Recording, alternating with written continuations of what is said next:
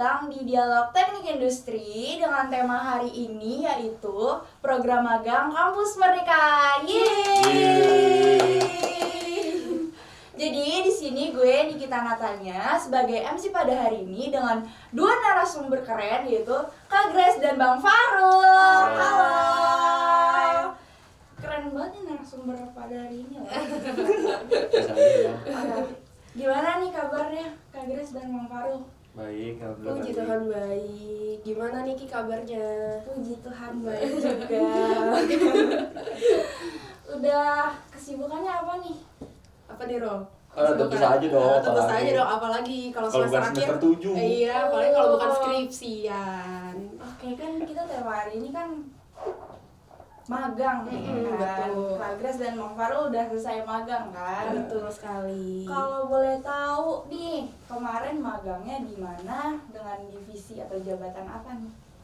Dulu gitu. Oke, gue Grace, gue kemarin magang di Lazada Indonesia di divisi Organizational Culture. Wow, tepuk tangan dong, tepuk tangan. Hebat, Ki. Keren banget. Kayak lebih mantep di kedua ya. Boleh disebutin Bang Farul, jangan mau kalah. Gua Farul, gua magang di PT Astra International Tbk di Corporate Function Group Executive and Management and Development sebagai Executive Development Internship. Aduh panjang banget ya itu ya namanya ya. Keren nggak? Keren banget kan? Keren banget ya. Bahasa Inggris banget. Oke, lanjut aja langsung kalian nih. Kita kan mau tahu gimana sih Kak Grace dan Bang Farul milih tempat ini, divisi ini sebagai tempat magang Kak Grace dan Bang Farul. Gimana bisa sesuai gitu sama yang Kak Grace dan Bang Farul mau? Oke, mungkin dari Farul dulu kali ya. Oke, kalau dari gue pribadi ya, gue sejujurnya gue milih tempat MBKM tuh berdasarkan jarak karena gue nggak mau terlalu jauh juga dari rumah, jadi kayak yaudahlah gue memilih tuh berdasarkan jarak sama setiap divisi yang punya kompetensi teknik industri, requirement teknik industri paling sih gitu. Oke, kalau misalkan gue karena emang gue pengen banget magang kebetulan, jadi semuanya gue daftarin. Kayaknya ada tuh 100 posisi gue daftarin biar gue bisa magang gitu ya. Jadi kesempatannya di mana, siapa tahu di 100 posisi itu ada satu kesempatan gue bisa magang, gue daftar di situ gitu. Kalau boleh tahu nih dari 100 posisi itu nggak satu doang yang keterima. Gimana? Gue juga 100-an gue kayak. Iya kan? Iya yang lolos Tapi tahap 2, 6. Iya, cuma dikit kok. Makanya kita daftar ya sebanyak-banyaknya gitu. Nggak nyampe 10 kok, teman-teman. Tembus cuma 6. Alhamdulillah langsung Astra. Iya. Keren banget ya. Alhamdulillah ya. Tapi dari kan maksudnya yang keterima tuh nggak lebih dari satu gitu kan. Kenapa bisa yakin banget mau ngambil dari salah satu tersebut? Nah itu belum cerita lengkapnya, itu kan tahap 2 kan, 6. Tahap 3 alias yang benar-benar invitation cuma 1. Ya udah gua ambil. Gue juga kok. Gue Masa nggak betul gua cuma ambil? 1. Iya. Jadi ada tahap tahap administrasi di webnya. terus Itu wawancara. Abis itu kalau misalkan wawancara udah keterima baru kayak invitation melalui email gitu. Nah kebetulan gue juga cuma 1 nih gitu. Nah itu tahap 2-nya juga nggak cuma wawancara kebetulan, kan ada juga kayak FGD Iya, macam-macam. FGD ada tesnya gitu ya. Oke. Tadi dari yang Kak Grace sebutin itu tahap-tahapnya pertama kan ada administrasi. Betul. Nah dari tahap administrasi itu tuh berkas-berkasnya apa aja sih yang dibutuhin? Yang penting banget gitu buat daftar di MBKM ini. Yang penting ya, kalau yang penting sih emang karena kan kalau program MBKM itu kan diwadahi sama kampus ya. Nah itu nanti tuh bakal ada surat-surat yang diminta sama kampus, nanti dia aja yang jelasin untuk bingung. Terus itu tapi yang dari pribadi sendiri yang penting tuh CV. Nah kalau dari gue sih itu. Oke. Kak Grace? Kalau dari aku sih sebenarnya yang paling utama itu KHS terbaru kalian, terus SPTJM dan surat rekomendasi yang dimana kalian itu bisa minta sama teknik. Terus juga ada CV atau resume yang tadi kayak Farul bilang, sama yang terakhir ada sertifikat. Misalkan kalian ikut organisasi, ikut lomba, ikut sertifikasi, nah itu bisa kalian input juga gitu. Oh, berarti kalau dari berkas-berkas yang tadi Kak Grace bilang itu semuanya udah disiapin dari Fakultas Teknik kecuali CV gitu ya? Iya, CV dan sertifikat. Sertifikat. Betul. Terus tadi kan Bang Faru bilang CV paling penting gitu. Kenapa bisa paling penting gitu? Emang isinya harus ada apa aja sih Bang? Aduh, Biar penting banget gitu.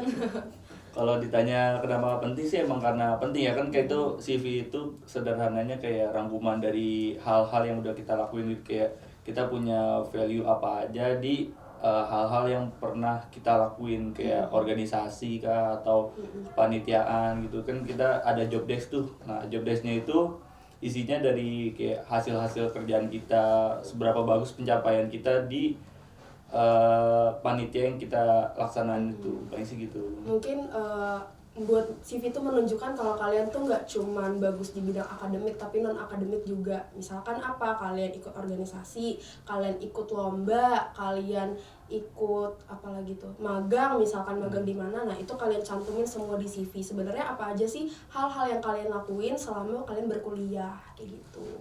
Oke, kan kalau kita teknik industri nih sebelum MBKM ini emang belum ada kesempatan buat magang kan ya.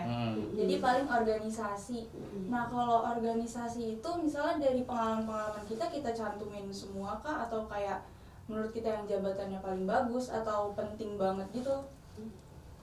Gimana Gi? Oke, kalau misalkan dari gue pribadi, misalkan kalian ikut organisasi selama kurun waktu 1 tahun, itu kan pasti banyak banget kan yang kalian lakuin. Gak mungkin lah semua proker kalian masukin ke dalam CV, mungkin itu bisa jadi 5 lembar sendiri gitu. Sedangkan setahu gue ya, ini setahu gue CV yang baik itu seminim mungkin, maksudnya 1 sampai 2 lembar kayak gitu. Jadi mungkin kalian bisa lihat nih mana sih kegiatan-kegiatan yang emang prioritas, maksudnya kalian menjadi kadif, entah kalian ikut proker secara internasional atau mungkin secara nasional kayak gitu. Kalau dari Fahrul gimana? Ya paling sih kalau yang hal-hal kayak gitu itu paling gampang diurutin berdasarkan kepanitiaan yang paling baru selesai kalian laksanain. Jadi kayak tahun 2023 ada panitiaan apa, 2022, ntar mundur lagi 2021. Nah kalau misalkan kayak Grace tadi bilang ya, CV itu sebaiknya kayak nggak usah banyak-banyak lah, 1 lembar sampai 2 lembar aja. Jadi kayak diurutin yang paling baru, paling wah lah achievementnya. Jadi kayak nggak harus semua dijembrengin, cuman emang yang paling bagus aja menurut kita pede gitu, kita emang bener-bener ngerjain kepanitiaannya dengan serius, bagus, hasilnya memuaskan lah. Jadi kayak yaudah itu udah paling bener sih kalau kata Grace. Iya. Tapi dari proker-proker kepanitiaan gitu, itu misalnya kita kan mau daftar MBKM nih, mau daftar magang, itu tuh harus nyesuain sama jabatan atau posisi kita nanti di magang gitu nggak sih Bang Kak? Oke, gimana Rol? Enggak, kalau kata gue mah ini apa sih namanya, CV kan emang kayak emang hasil yang dari kita yang udah kerjain kan, itu kayak catatan gitu hasil yang kita kerjain. Nah kalau gue pribadi, gue pede sama semua hal yang udah gue kerjain di kampus, karena gue sama temen-temen gue juga ngelakuin hal yang sama, kepanitiaan yang sama gitu. Di teknik industri kan kita udah ada pendidikan gitu-gitu kan, yang kita disuruh melakukan, membuat acara itu kan ada susunan panitianya. Nah situ kita ikut berkontribusi gitu. Jadi kalau buat gue pribadi, gue pede sama semua hal yang gue kerjain karena emang gue ikut berkontribusi terhadap panitiaan itu. Oke, kita lanjut nih, kan tadi udah tentang administrasi, lalu pada tahap selanjutnya itu wawancara. Iya. Gimana sih tips and trik wawancara buat magang gini Bang?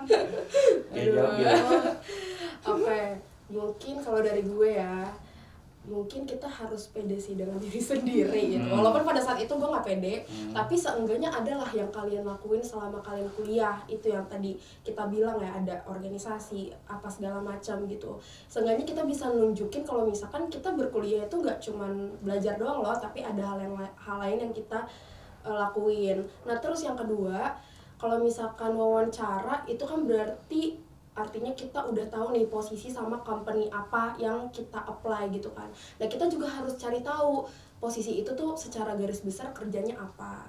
Terus company itu tuh bergerak di bidang apa. Jangan sampai lo udah pede dengan diri sendiri tapi company-nya lo nggak ngerti apa-apa, lo nggak ngerti latar belakang company-nya, lo nggak ngerti posisi lo itu kerjanya jadi apa. Jadi tuh harus dibalansin sih antara diri sendiri sama posisi yang pengen kalian lamar kayak gitu. Itu kalau kata Grace emang udah bener sih kayak pas kita lolos tahap administrasi kita bakal wawancara. Nah itu tuh nggak langsung hari lu dapat ajakan buat wawancara langsung hari nggak, bakal ada kayak jedanya tergantung dari perusahaan ngasih berapa lama, 1 sampai 2 hari. Itu tuh bisa lu manfaatin buat nyari perusahaan sama apa namanya kerjaan dari posisi itu. Jadi kayak lu nggak kosong aja buat ngejelasin si misalnya HRD ini nanya gitu kan ke kita kayak seberapa tahu lu terhadap pekerjaan yang bakal lu lakuin nanti. Jadi kan HRD-nya juga punya apa ya penilaian pribadi lah buat kinerja lu nanti gitu, seberapa tahu lu sama pekerjaan itu. Seenggaknya kita nggak bego-bego banget gitu istilahnya ya, nggak kosong-kosong banget gitu. Tapi sama nggak sih wawancara buat organisasi di kuliah sama buat magang ini? Kan kalau di magang ini langsung HR gitu kan yang wawancara.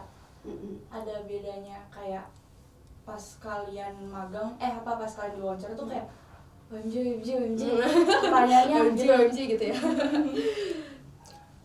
Kalau dari gue pribadi sih, gue kan ini ya pas gue wawancara itu ada teman gue yang udah duluan diwawancara kebetulan. Nah gue tuh di situ nanya lah kisi-kisinya apa aja, jadi kayak nambah kepedean aja gitu buat wawancara gue nanti selanjutnya. Jadi kayak untungnya temen gue juga terbuka sama hal-hal yang diwawancarinya, jadi kayak yaudah kita saling support aja. Jadi gitu sih kalau dari gue pribadi. Ya kalau misalkan pertanyaan-pertanyaan kayak organisasi sebenarnya ada juga sih ditanyain kayak tentang apa kelebihan kekurangan kamu, terus juga apa yang kamu tahu tentang posisi ini. Tapi mungkin kalau misalkan di magang tuh lebih detailnya tuh tentang ke posisi dan company-nya gitu sih sebenarnya. Iya kayak hubungan dari apa yang udah lu lakuin di kampus sama nanti apa yang akan lu kerjain di divisi magang lu nanti gitu, bakal ada kesinambungannya di mana. Betul. Gitu. Kalau boleh tahu nih abang kakak magangnya tuh ngapain gitu? Maksudnya gimana ya nanya ya? Kerjaannya. Iya kerjaannya, job desk-nya gitu. Mana ya jawab dulu. Apa aja gitu yang dipelajarin dari magang kemarin? Nah kalau misalkan gue mungkin ini secara general aja ya. Jadi gue itu buat acara-acara atau campaign biasanya di Lazada itu setiap bulan ada untuk karyawan internal gitu. Jadi kita buat acara dari kita untuk kita sendiri kayak gitu sih. Nah kalau misalkan apa yang gue pelajarin di sana tuh banyak banget sih ya, mulai dari komunikasinya, terus kita mengembangkan ide, terus kita presentation skill juga. Misalkan kita mau buat campaign, berarti kita kan harus kerjasama sama departemen lain gitu kan. Nah, kita harus komunikasi dengan mereka kayak gitu sih. Kalau dari gue pribadi apa yang gue pelajari kerjaan di magang sama di organisasi tuh mirip-mirip karena di executive development itu gue sederhananya kayak pengelolaan dan pengembangan eksekutif di perusahaan. Jadi kayak kita mengembangkan manusianya supaya lebih maju lagi tentang pengetahuannya gitu-gitu. Jadi yang mirip banget sama yang di organisasi kan, kayak di organisasi juga ada proker-proker kayak workshop, terus kayak pengenalan hal-hal baru. Nah itu tuh di hal yang gue kerjain mirip gitu, cuman tingkatnya emang udah tingkat perusahaan. Jadi gue mencarinya itu berdasarkan standar yang ditetapkan perusahaan. Udah ada rekomendasi misalnya dari perusahaan buat cari nih pengetahuan baru tentang bisnis dari misal BCG, Boston Consultant Group itu tuh. Jadi nanti yang dicari mana sih hal-hal yang bisa sekiranya dipelajarin sama eksekutif kita, hal-hal yang bagus lah buat perkembangan perusahaan gitu. Emang Jadi mirip. kayak seminar-seminar di perusahaan gitu. Mirip sebenarnya kayak pelatihan gitu, emang kayak mirip banget literally kayak apa yang dikerjain di organisasi sama apa yang gue kerjain pas jadi executive development internship mirip. Oh gitu. Tapi dari job desk magang abang kakak nih ada nggak sih sekiranya matkul yang udah kita pelajarin tuh kayak jadi acuan buat nanti magang atau di job desknya gitu? Kalau itu menurut gue disesuaikan lagi dengan kalian. Kalian tuh sebenarnya mau divisi apa atau cocoknya itu mau apply di apa. Misalkan kalian maunya daftar di supply chain ya. Kita kan udah belajar ya sedikit banyak tentang supply chain ya. Berarti itu berkesinambungan. Kalau gue pribadi tuh sebenarnya gak terlalu berkesinambungan gitu, kayak apa yang gue pelajarin di kampus tuh mungkin sedikit sih ya, sedikit pas gue kerja kayak sedikit lah yang bisa dihubungin dengan mata kuliah gitu. Jadi sebenarnya dihubungkan lagi dengan posisi yang pengen kalian lamar kayak gitu. Nah iya, kalau pas gue juga lagi magang itu, gue juga baru tahu dari mentor gue kalau awalnya dia ngebuka buat teknik industri itu kayak buat pertama kali, karena sebelumnya batch sebelumnya itu selalu dibukanya buat psikologi. Jadi hal-hal yang berkaitan sama teknik industri mungkin dari psikologi teknik industri doang kan, dari mata kuliah itu. Jadi yaudah sisanya emang kayak benar-benar psikologi. Itu random banget sih. Nggak Jujur gue juga random banget sih. kurang berkaitan, cuman ada satu kayak yaudah psikologi industri aja gitu sederhananya. Gitu. Tapi kayak berarti nyambungnya tuh lebih ke organisasi gitu kali ya, Kurang cara lebih. kerja di organisasi gitu ya. Iya, mungkin kayak komunikasi lo gimana, cara penyelesaikan lo masalah gimana, mengembangkan ide gimana, itu lo dapetin juga kan di organisasi. Nah itu dikaitin juga sama pas lo kerja, pas lo magang nanti gitu. Jadi nanti kalau di magang tuh tadi gue dengar Bang Faru bilang ada mentor. Jadi kita dimentorin gitu kah atau gimana? Iya, ada mentor. Jadi mentor itu sebenarnya kayak orang yang bertanggung jawab sama lu di apa yang lu kerjain pada saat magang gitu. Kalau di gua mentornya yang utama ada satu, cuman kan kayak nurun lagi kan ke karyawannya. Jadi mentor gua yang pertama itu nggak selalu ngasih tugas. Dia udah ngejabarin selama 6 bulan ini gua bakal ngapain. Nanti tuh tugasnya kayak bertanggung jawab kepada karyawan satu sama karyawan duanya. Jadi pelaporannya itu nggak langsung ke mentor gua. Jadi iya, jadi ke karyawannya dulu. Oh gitu. Nanti baru disampaikan ke beliau. Oh gitu. Kalau misalkan gue, mentornya itu masuk ke dalam tim gue sih gitu. Jadi gue bener-bener dikasih tahu apa yang harus dikerjain. Grace, lo ngerjain ini.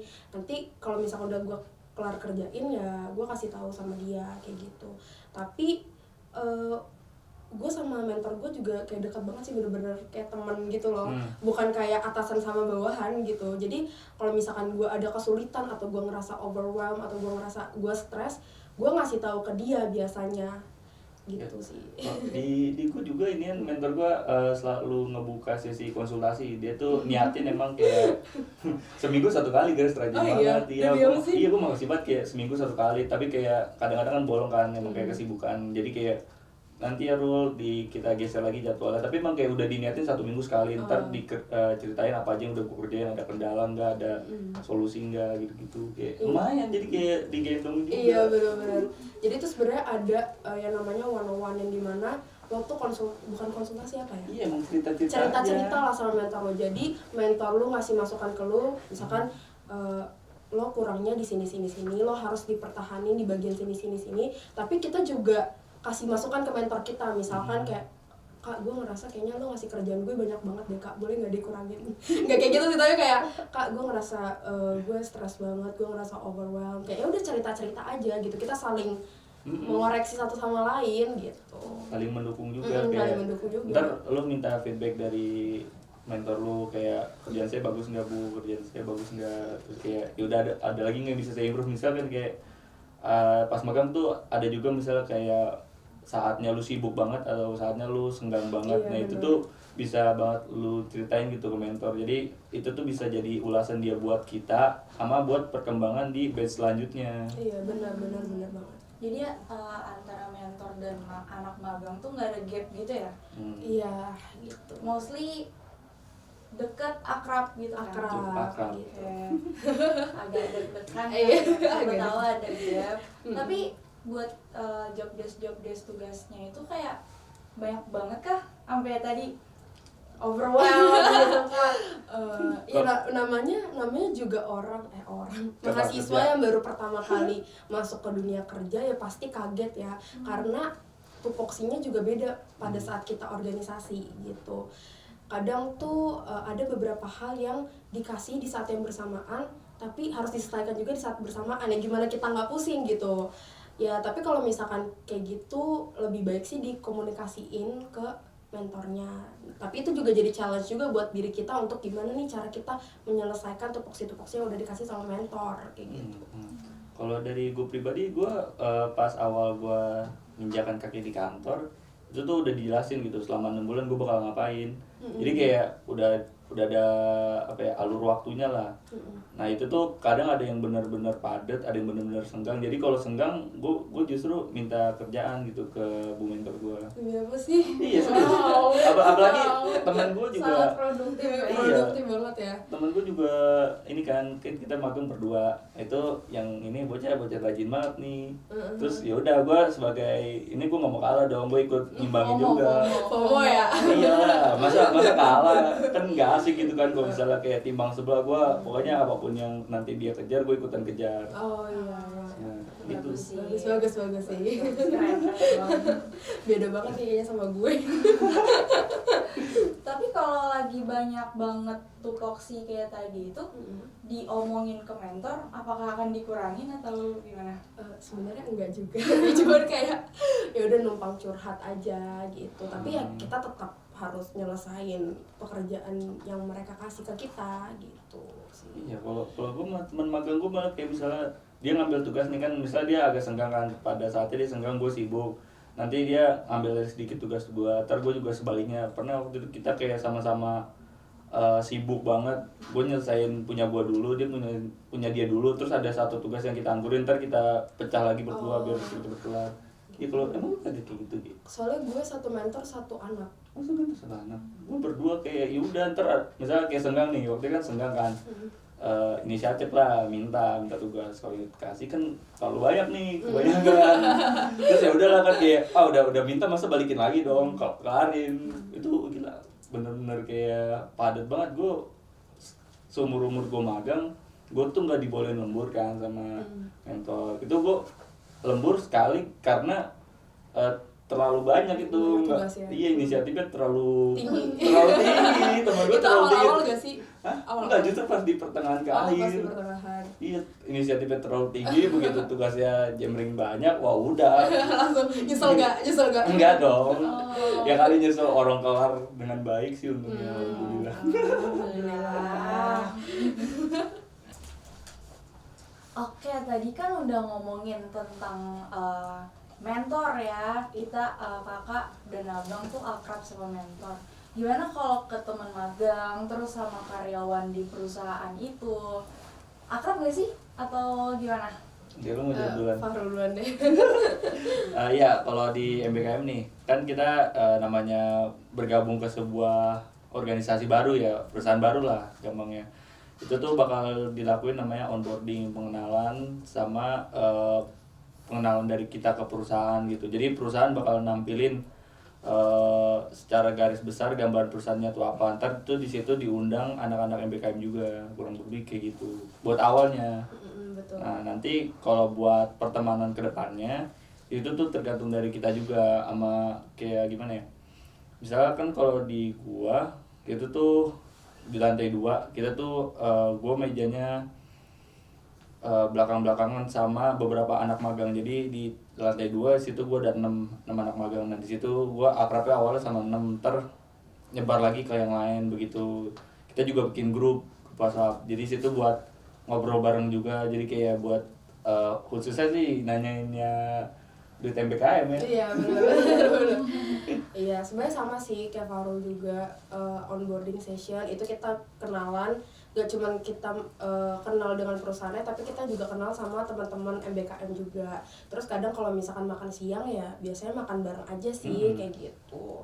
Terus kalau misalkan untuk employee sendiri kan kebetulan gue tuh ngurusin acara ya, acara di sana. Jadi ya mau nggak mau gue harus komunikasi ke karyawan-karyawan di sana yang ikut berpartisipasi dalam acara yang udah divisi gue buat gitu. Jadi secara nggak langsung ya kita ya kenalan basa-basi aja sih, kayak gimana kak acaranya, ada masukan nggak, atau fun nggak, ngerasa happy nggak ikut acara yang kita buat, kayak gitu sih. Kalau Farul gimana? Iya, kalau dari gue pribadi, gue kan pas di executive development itu ada satu tugas gue kayak nyebrang antar 2 divisi gitu. Jadi kita kerja sama 2 divisi untuk sebuah tugas. Nah di situ kebetulan ada anak magangnya juga, jadi di situ awal mula kita akrab lagi sama anak magang lagi. Terus situ juga apa sih namanya ya, kan namanya tugas kita sebagai anak magang itu harus dilaporin ke karyawan-karyawannya kan, atau mentor-mentor kita kan. Nah di situ kita juga ngebangun relasi gitu, kenalan dan segala macam. Nanti juga apa sih namanya, sesi makan siang itu juga berguna banget buat Iya ngobrol. betul, bener banget. Gitu. Berarti nggak ada gap gitu ya sama karyawan-karyawan juga. Iya, asal Kalau- attitude kita iya, baik sih kalau sebenarnya attitude, emang iya. baik lagi Tapi attitude. benar, tapi pasti kalau sesama anak intern ya pasti dekatnya sama anak intern sih dibandingkan karyawan gitu. Tapi pas sesama anak intern nih kayak kan beda-beda univ ya. Terus Betul. misalnya mungkin ada univ yang bagus banget gitu, terus kayak ada ngerasa minder gitu nggak sih? Oh, itu jawabannya sudah pasti. Bener, gue enggak.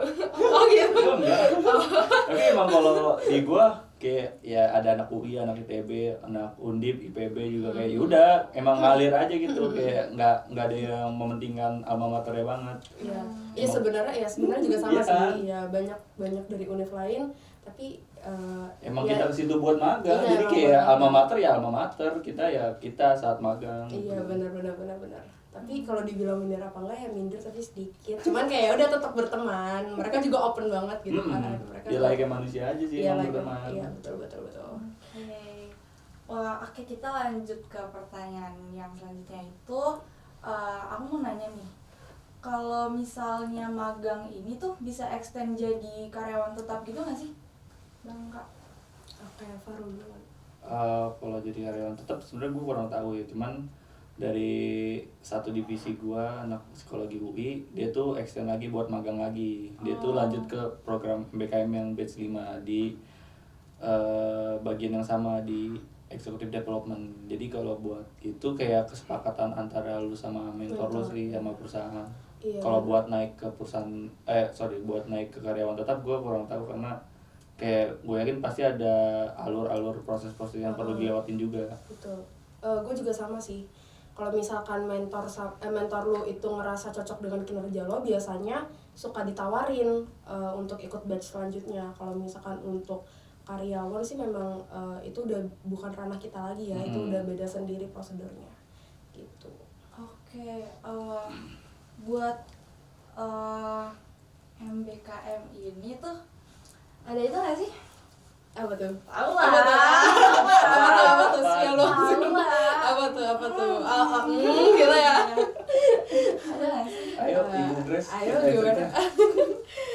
Tentu saja ada ya gitu, tapi setahu gue sih kita digaji per termin gitu. Jadi kan kita magang 4,5 bulan, hitungannya 5 bulan ya. Jadi gajinya itu dikasih 2 termin. Termin pertama itu 3 bulan pertama, termin kedua 2 bulan terakhir. Kayak gitu. Terus di termin-terminnya itu juga ada batch-batchnya, batch 1, 2, 3, 4, 5. Iya, Jangan kalau lu udah batch 5 udah lah lu Udah paling terakhir. Iya, hidup pakai duit sendiri aja dulu. Jadi biasanya batch-batchnya itu kayak batch pertama dia Bakal lebih dulu. Nah, gitu. diutamainnya itu buat orang-orang yang kayak ngerantau gitu. Kan Iya, ada tuh. benar. Jadi kalau misalnya kita MBKM nih, gue di Jakarta, perusahaan gue di Jakarta Utara, kan masih Jakarta tuh. Masih Nah, dari Jakarta. jatuhnya gue nanti batch-batch kayak 3, 4, gue benar. kemarin batch 3, batch 4. Terus kayak temen gue dari Jogja gitu ya. iya dapat apa sih, privilege duluan buat dibayar.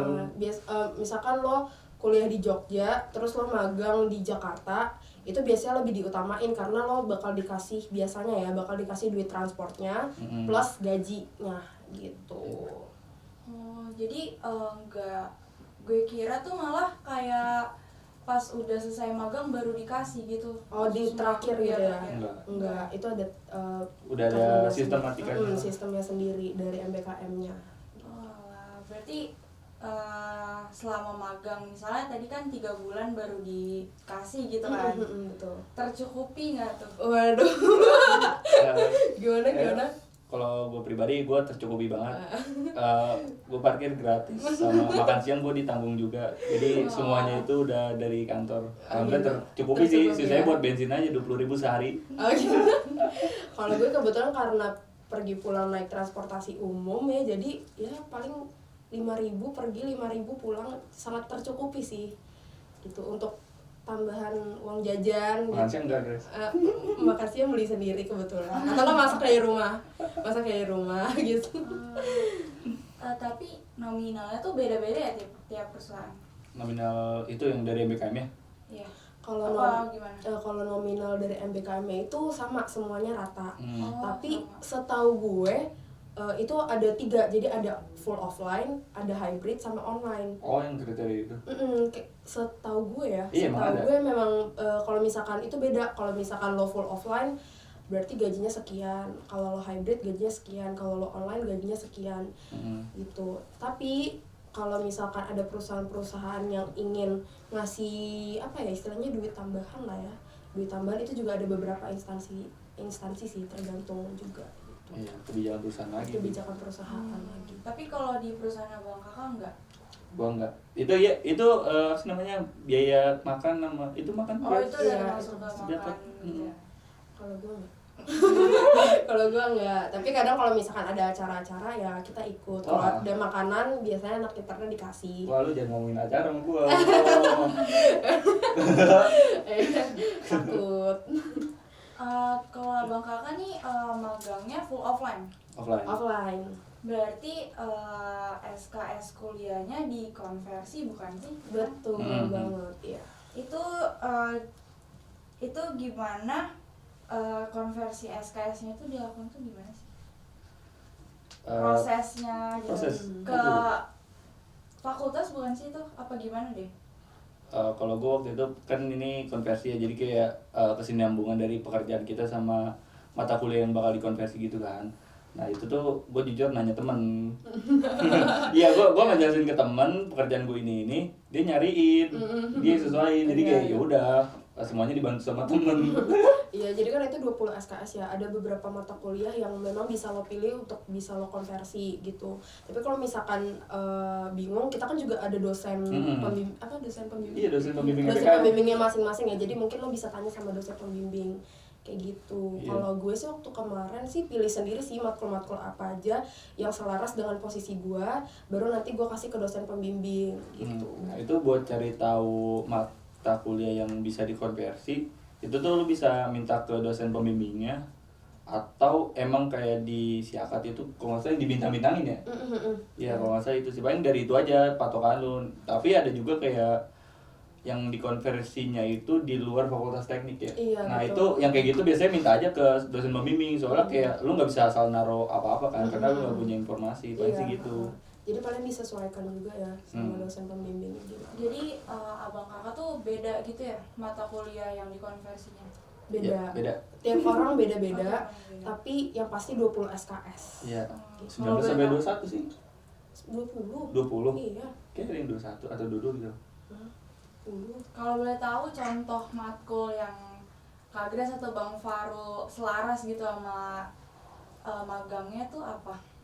Ini kayak ini kayak sama pertanyaan tadi yang berkesinambungan jobdesk sama mata kuliah di perkuliahan ya sih? Ini nggak sih yang ini analisis pengambilan putusan tuh sama perilaku organisasi? Iya, itu bisa sih. Nah, paling itu doang dua yang Iya. salah satunya, karena kan emang ya bagaimana cara kita berperilaku di organisasi sama analisis Pengambilan keputusan dalam. Terus ada juga PKL. Iya, PKL yang pasti itu PKL.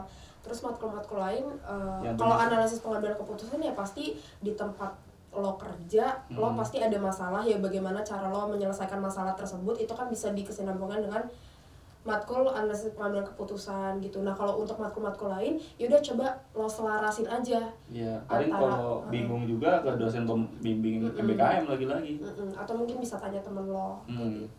Kalau Kak Grace sama Bang Faru boleh nggak sebutin matkul yang selaras banget gitu? Itu tadi.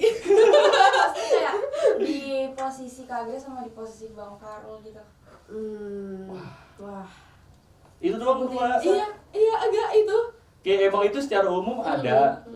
Terus kayak misalkan kalau yang gue tangkap kayaknya pertanyaan lu tentang mata kuliah kita yang teknik industri banget tentang di MBKM kan, nggak ada. Iya. Karena gua dapetnya itu jatuhnya ngurusin manusia. Jadi kayak bukan sesuatu sama mesin, kayak nggak ada yang apa sih namanya lean manufacture gitu-gitu. Iya, atau sustainable gitu-gitu nggak ada ya. Iya. Iya, gue juga sama sih, gue lebih ke arah manusianya gitu. Kalau misalkan dihubungin sama matkul mungkin gak Pokoknya psikologi industri, tapi iya, kan itu juga bukan itu mata udah kuliah lewat peminatan. juga gitu. Jadi kalau misalkan dipilih satu, ya pas yang paling perilaku organisasi sama les pengambilan keputusan. Kayak gitu. Kan yang dikonversi tuh 20 SKS. Nah itu dari yang tadi perilaku organisasi sama PKL itu udah 20 SKS kan? Nah, Iya. biar nentuin bobot SKS-nya itu udah tertera juga. Jadi kayak ya udah lu ngambil mata kuliah apa, di situ samping ada SKS, habis itu udah dijumlahin setotal 20. Iya. Nah, lu ngajuin tuh ke dosen pembimbing, Bu ini cocok nggak? Ntar misalnya dikomentarin sama dia, ntar direvisi, dia ngasih masukan. Ntar ujung-ujungnya antara 19 sampai 20 ya. Iya. Mm-mm. Kan itu juga bakal lo pertanggungjawabin dengan lo presentasi ke dosen kan. Iya. Gitu. Jadi lo bisa perkuat dengan itu pada saat lo presentasi gitu.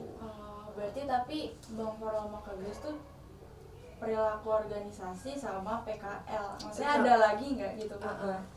Udah sih, Nggak ada. iya itu doang sih, itu doang sih. Sebenarnya tergantung juga dari divisi yang lo pilih apa gitu. Kalau misalkan emang kebetulan matkulnya sesuai sama divisi yang lo pilih ya bagus gitu ya. Cuman karena kebetulan kita dapatnya di mungkin yang emang nggak terlalu selaras gitu ya, jadi ya begitu deh. Ya paling kalau bingung juga ini kan apa namanya curhat ke mentor, Bu, Iya. saya ada ini nih list mata kuliah yang bisa dikonversi, kira-kira pengajuan saya ini sesuai nggak sama yang saya Iya. pengen konversi. Jadi kayak ya udah kita minta bantuan ke mentor, kita minta bantuan ke dosen pembimbing. Iya. Itulah perlunya bangun koneksi ya. Gitu. Terus buat kan di selama magang nih ada tugas-tugas nih, ada project gitu kan. Nah dari project-project itu bisa nggak sih dijadiin bahan buat skripsi? Kalau di gua enggak. Oke, kalau di gue juga enggak, karena ini berhubungan sama data yang dimana datanya itu confidential dan nggak boleh di-share ke luar gitu. Tapi mungkin ada beberapa perusahaan yang membolehkan untuk dijadiin topik skripsi, itu yang nggak masalah gitu. Cuman ada beberapa juga yang agak ketat ya. Ya misalkan kayak perusahaan yang berbau produksi itu kan pasti misal kayak kita bisa ngeliat defectnya atau misal efisiensi dari mesin, Iya, gitu-gitu. betul. Kalau dari gua kebetulan nggak bisa jadiin topik skripsi. Iya gitu. Kalau gue juga nggak bisa. Berarti Kak Grace sama Bang Farol nggak pakai perusahaan itu kah buat jadi topik skripsi? Enggak, kebetulan. Iya kalau bisa, wah keren banget. Iya, kalau bisa keren banget. Kalau gede tuh. Tapi maksudnya itu izin dulu kan, maksudnya sebelum Bang Farol sama Kak Grace kayak bilang enggak, itu nyoba izin dulu buat dijadiin topik skripsi. Iya, komunikasi kan penting. Misal kayak Bu, lu misal udah nih, udah beberapa bulan lah, jadi lu udah paham sama apa yang lu kerjain kan. Misal kayak begitu lu ngelihat ini cocok nih buat jadi topik skripsi, lu cobalah ngobrol-ngobrol dikit sama mentor lu di kantor. Itu tuh nanti ya keputusan ada di mentor sih kalau kata gua. Jadi kayak Bu, saya mau ngambil ini, kemungkinan judulnya ini, kayak pakai metode ini bisa, menurut Ibu gimana? Nah, kalau lo beruntung, mungkin lo bisa ngelanjutin skripsi pakai data di perusahaan. Betul. Enak itu. Tapi kalau misalkan nggak ada persetujuan ya kita juga nggak bisa maksa gitu ya. Karena itu balik lagi ke perusahaannya masing-masing kayak gitu. Oke. Kirain kalau magang tuh perusahaannya bisa dijadiin topik skripsi gitu ya. Ternyata enggak. Ada yang bisa. Iya, ada yang bisa juga Iya. sebenarnya. Gitu. Kalau gitu abang sama kakak nih ada nggak sih saran atau tips buat kita yang bakal magang kan nih bentar lagi bakal daftar, tips kayak apa gitu biar lolos? Gimana, Rol? Nah, yang pertama nih, administrasi harus lancar ya guys ya. Namanya surat-surat itu pasti harus dipenuhi dengan baik. Betul, Itu no debat banget, apalagi ke kampus kayak SPTJM, surat KHR itu harus valid banget jangan lah. sampai kewalahan di akhir aja sih. SPTJM tuh apa gitu Bang? Surat jelasin, Gi. pertanggungjawaban Mutlak. mutlak. Iya. Sudah mutlak. Itu bisa kok minta ke Iya, namanya udah disediain sama Iya, kampus udah kok. disediain sama Nanti kampus, pada kayak gitu. periodenya juga dikasih. Iya benar. Terus mungkin dari sekarang lo siapin deh CV lo siapin LinkedIn lo, coba dipenuhin. Lo ingat-ingat lagi apa aja sih yang selama ini yang lo kerjain. Terus kalau bisa saran gue lo ikut sertifikasi. Biasanya di Instagram itu banyak kan ya yang gratis-gratis. Nah itu bisa jadi nilai plus juga buat lo gitu. Terus lomba-lomba apa aja. Pokoknya buat susun CV sedemikian rupa sehingga CV lo tuh bisa menjadi pembuktian lo ngerjain apa aja selama ini. Gitu sih. Kalau misalnya dari tadi yang Kak Grace sebut tuh ada apa tadi LinkedIn, LinkedIn kan Bang Farel sama Kak Grace sebut LinkedIn. Iya betul. LinkedIn tuh penting banget buat magang, buat daftar magang gitu. Bakal dicek-cekin gitu. Kalau kata ini sekarang memang penting ya, soalnya kan kayak Iya. jatuh media sosialnya pekerja gitu. Iya betul. Itu sebenarnya gue nggak tahu ya kalau misalkan user tuh bakal ngecekin LinkedIn apa enggak. Tapi dulu gue sama teman-teman gue tuh memang udah mempersiapkan sebagai jaga-jaga gitu loh. Lo punya CV tapi lo gak punya LinkedIn tuh kayak kurang gitu. Jadi mendingan dipersiapin aja dari sekarang pun nanti CV lo tuh juga bakal nyantumin LinkedIn lo kan gitu. Iya, tapi emang di CV ATS juga ada LinkedIn. Iya, iya gitu sih. Terus sama tadi tuh ada apa? Sertifikasi. Itu contohnya sertifikasi apa aja? Misalkan Revoyul kalau lo tahu nggak? Oh, itu mah yang kayak marketing gitu ya? Iya, tapi itu kan lumayan banget kalau misalkan lo bisa ikut dan itu gratis. Biasanya kalau sertifikasi tuh kayak lo belajar selama seminggu atau 2 minggu dikasih materi dari mereka terus nanti lo tes. Kalau misalkan skor lo di atas rata-rata itu lo bakal dapet sertifikasi. Gitu. Nah, itu lumayan banget sih ya buat jadi masukan gitu. Tapi Bang Farel sama Kak Grace sendiri ada sertifikasi gitu gak? Sertifikasi organisasi. Sertifikasi organisasi ya kalau gitu sih. Kalau yang sertifikasi yang dari Instagram itu kemarin gue sama teman-teman gue nyoba karena itu balik lagi gue takut gak keterima magang. Jadi ya udahlah gue coba-coba aja gitu sama teman-teman gue gitu sih. Tapi dari sertifikasi lu ini kan nyambung sama yang lu kerjain? Enggak, tapi kayak ya udah ikut aja. Yang penting gue ada persiapan. Oh, lu mau ini kayak nambah moral. Iya, nambah. Kayak ini gue ini pernah belajar ini gitu. Sip, itu ya guys ya, tips and Iya. trick ya. Moral. Tapi mungkin kalau masukan dari gue, kalian juga harus sharing sih sama teman-teman. Jangan menganggap teman lo itu adalah saingan gitu. Kalau gue sih kemarin bener-bener yang kayak kita open aja. Iya. Bener-bener kayak lo daftar apa aja, gue daftar ini apa nih yang kurang, masukan, minta masukan sama temen lo. Kalau misalkan kurang minta masukan sama abang kakak lo yang mungkin udah pernah ngelewatin masa itu lebih dulu gitu ya. Sebagai bahan persiapan lo juga kayak gitu. Tadi gue tuh mau nanya buat di CV tuh kan setahu gue tuh ada kayak soft skill, hard skill gitu kan. Iya. Kalau di hard skill tuh penting banget gak sih? Setahu gue tuh hard skill tuh kayak bahasa lah, terus kayak Microsoft mungkin. Itu penting banget gak buat? Itu dinilai penting kan emang buat kerja kan. Tapi ya secara umum memang penting, cuman kan kayak menjadi nilai tambah. Betul. Itu sih. Kalau misalkan Microsoft itu kan ya lo udah sering dapet kan, Iya. udah sering tugas kan lo juga pakai Word, lo juga pakai Excel. Jadi menurut gue itu bukan suatu hal yang sulit lah buat kalian gitu, karena kan kalian juga udah sering ngerjain laporan gitu. Nah kalau misalkan bahasa tuh sebenarnya balik lagi ke perusahaannya. Ada beberapa perusahaan yang wawancara tuh pakai bahasa Inggris, ada yang pakai bahasa Indonesia. Nah itu tergantung dari user atau HR-nya gitu. Tapi emang kakak bahasa Indonesia? Aku Indo. Tapi ada beberapa temanku juga yang bahasa Inggris. Ya. Wow. Kadang gue. Gitu. Tapi buat yang hard skill itu misalnya Microsoft nih, butuh sertifikasi gitu nggak sih buat yakinin perusahaan kalau kita tuh emang capable gitu di skill itu? Kayak nggak terlalu gimana ya. Soalnya kan yang dilihat juga pengalaman sih. pengalaman lu itu seberapa bagus, cuman kayak gue sih yakin ini perusahaan itu mikir hal-hal kayak Microsoft Office tuh udah jadi hal lumrah buat para mahasiswa. Iya betul. Jadi kayak ya udah, emang masa lu nggak bisa Microsoft Office? Iya, benar. Kalau emang nggak bisa juga paling kan kayak Excel, kayak ada beberapa rumus tambahan gitu kan, tinggal cari di Google, Iya. sumbernya banyak. Betul. Learning by doing. Yes, Hmm. betul. Terus kalau misalnya soft skill gitu, itu cantuminnya sesuai sama divisi yang nanti kita bakal daftarin atau gimana? Lu nyantumin soft skill gitu? Kayaknya enggak deh gue. Gue lupa dah sih, kayak gue nggak nyantumin gitu. Itu kan ada buat di CV kayak organisasi gitu kan. Oh iya. Tapi mungkin soft skill lo itu bakal secara gak langsung apa aja udah lo kerjain tuh kayak lo udah mencantumin ini lo soft skill gue bisa komunikasi, gue bisa menyelesaikan masalah, gue bisa time management misalkan, ya nggak sih?